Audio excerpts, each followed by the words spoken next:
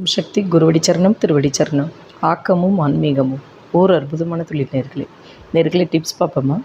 நவாப்பழ season நிறைய ஆகையால் நவாப்பழத்தை நல்லா எடுத்து அலம்பிட்டு கொட்டையெல்லாம் தனியாக வச்சுட்டு அந்த விழுதை மிக்சியில் அரைச்சிருங்க.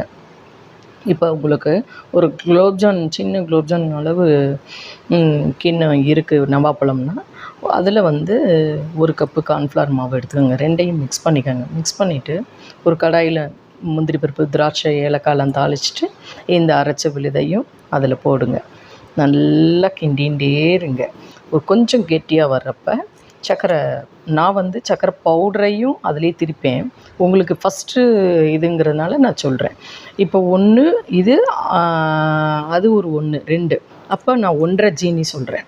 அதையும் நல்லா போட்டு கிண்டுங்க. கிண்டிட்டு அதுக்கப்புறம் இந்த பார்த்திங்கன்னா கெட்டியாக வந்துடும். இந்த நட்ஸை எடுத்து மேலே தூவுங்க. சூப்பராக இருக்கும். நவாப்பழ அல்வா செமையாக இருக்கும். செஞ்சு பாருங்கள்.